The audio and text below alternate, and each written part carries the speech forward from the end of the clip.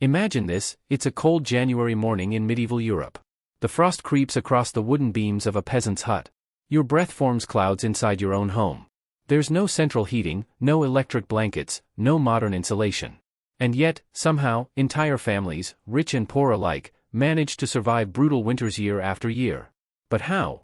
Today, we uncover the forgotten ways medieval people kept warm in a world without modern heating. Life in the cold, setting the scene. Winter in medieval Europe was harsh and often deadly. For peasants, winters could stretch from late November until early March. Temperatures regularly dropped below freezing, and snowfall was common in northern regions. Imagine living in a small wooden or stone cottage, with no glass windows, just shutters to block the wind. The only real source of heat was the hearth fire. But here's the catch: fires required fuel, and fuel was expensive or difficult to gather. Woodcutting was backbreaking work, and peasants often didn't own large forests. Instead, they collected fallen branches, gathered peat, or made do with dried animal dung. Wealthier households had access to better fuel, like oak logs or even imported coal in later centuries. But for the majority, fuel shortages meant fire wasn't always guaranteed. So, if your fire went out, how did you keep from freezing? Insulation, turning houses into blankets. Let's start with the houses themselves. Medieval cottages were often poorly insulated, but people developed clever tricks to hold in warmth. Thatch roofs, thick layers of straw on the roof acted like natural insulation, trapping warm air inside. Of course, they also attracted rats and insects, but when you're shivering, you don't complain. Wattle and daub walls. Walls were made by weaving sticks together and covering them with mud, clay, and straw.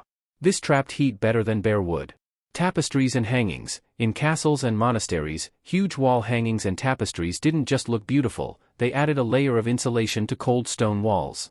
Wealthy nobles could afford to line entire rooms with cloth to keep drafts out. Floors were another problem.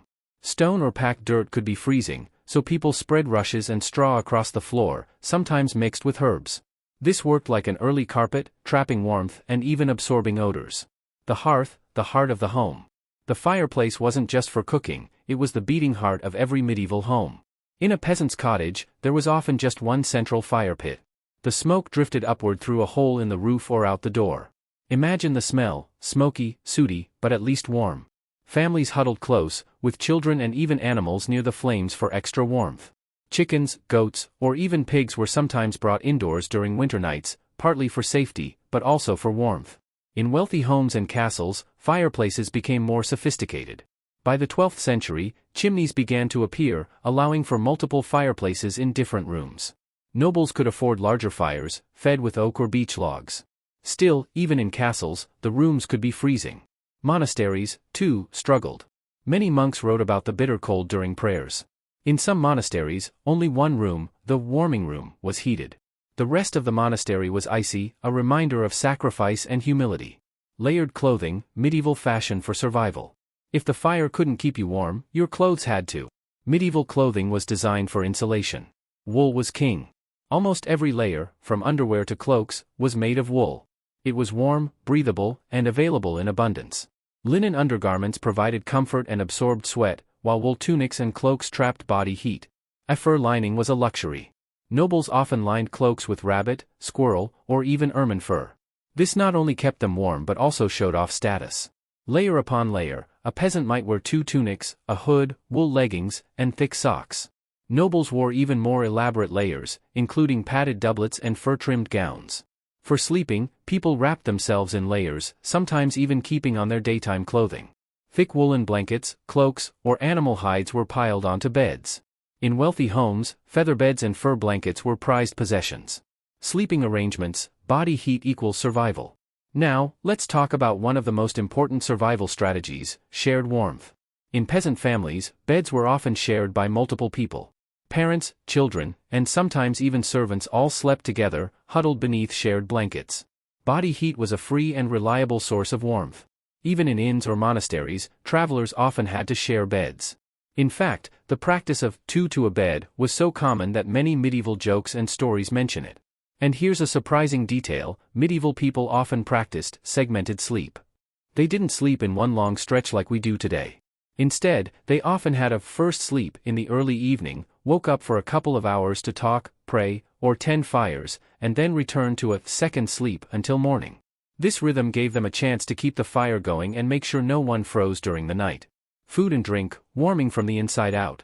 Surviving winter wasn't just about fire and clothing, it was also about diet. Hot soups and stews were staples. A bubbling cauldron on the hearth provided both food and heat. Ale and beer were common drinks, and though not hot, the alcohol gave a warming effect. In colder regions, spiced wines called hypocras were enjoyed by the wealthy, warming the body with both alcohol and exotic spices. People also relied on high-calorie foods like bread, cheese, salted meats, and preserved fish to keep their energy up. A warm, full stomach made the cold more bearable. Community warmth, surviving together. Another overlooked strategy was community. Medieval people didn't face winter alone. Villagers often gathered in communal spaces for warmth, especially during festivals or religious holidays. Churches and taverns became refuges. In cities, communal ovens used for baking bread doubled as sources of warmth. People might linger near them after baking. Even storytelling and singing by the fire helped people forget the cold. Regional variations, not all winters were equal. It's important to remember that medieval Europe wasn't uniform. In the Mediterranean, winters were milder. People worried more about rain than snow. Still, stone houses could be cold and damp, so braziers, portable charcoal burners, were common. In northern and eastern Europe, winters were brutal. In Scandinavia and Russia, fur clothing was essential, and fires burned almost constantly. Homes were often built partly underground to trap heat. The Little Ice Age, when winters got worse. From the 14th to the 19th century, Europe entered what historians call the Little Ice Age, a period of colder temperatures.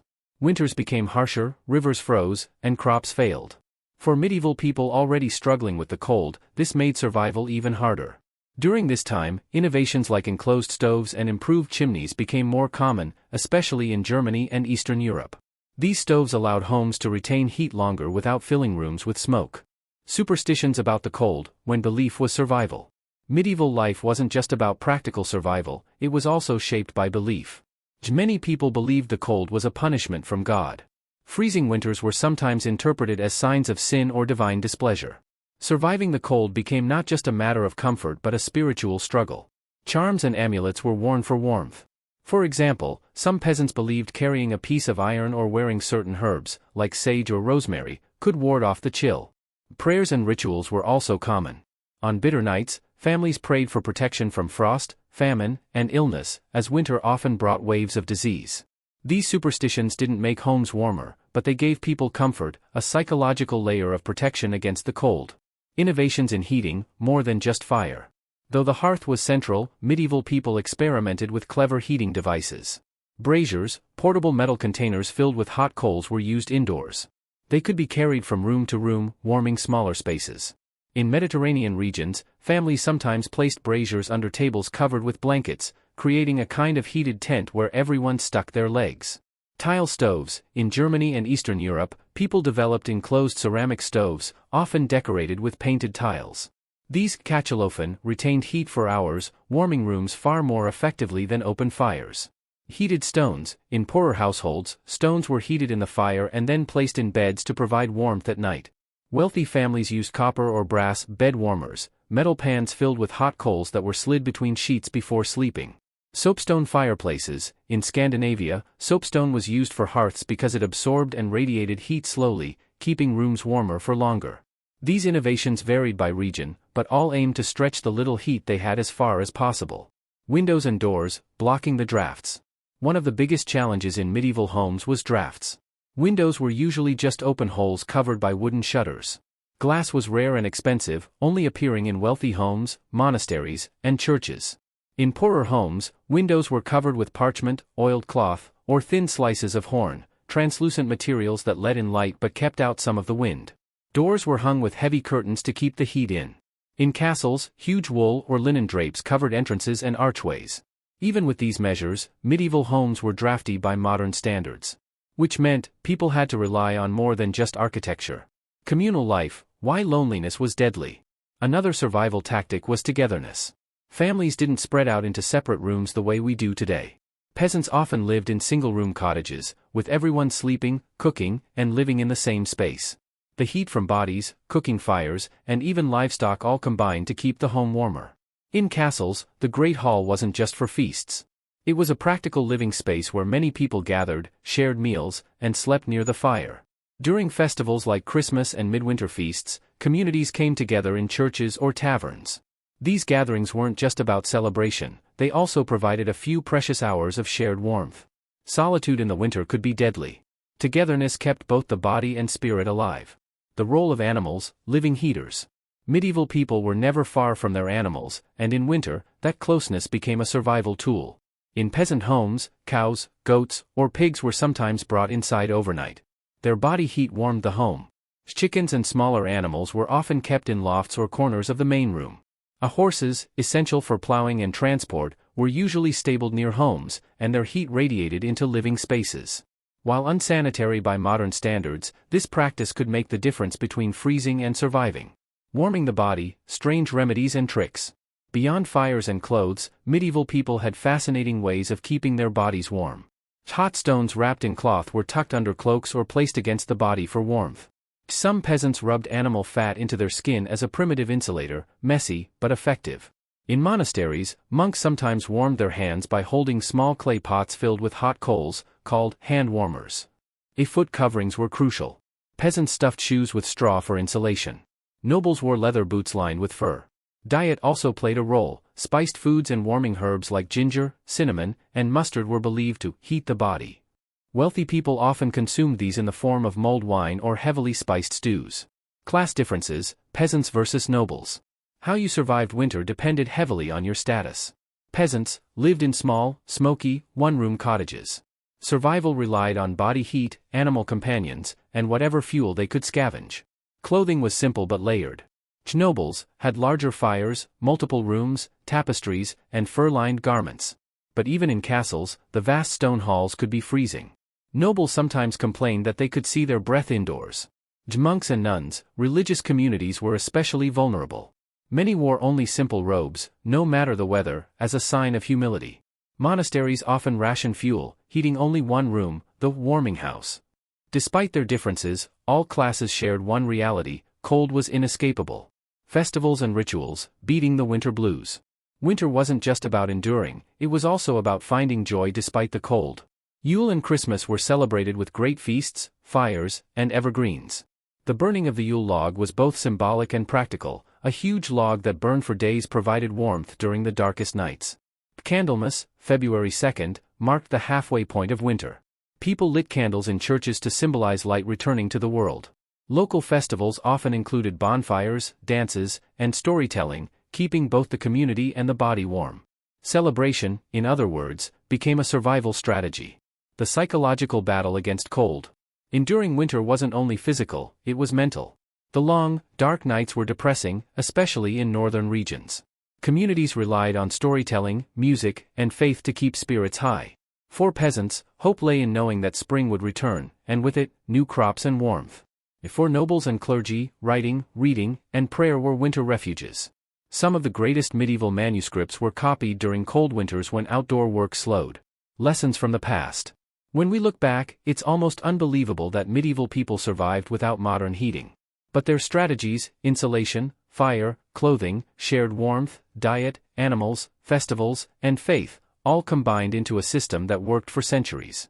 And while we enjoy central heating today, many of their methods, like layering clothes, using heavy blankets, or even warming stones, still echo in our lives. The story of medieval winters isn't just about cold, it's about resilience. It's about people adapting to their environment with creativity and determination. So the next time you complain about turning up the thermostat, remember the families who survived brutal winters with nothing more than fire, wool, and one another. If you enjoyed this journey into the Middle Ages, don't forget to like, share, and subscribe for more fascinating history brought to life.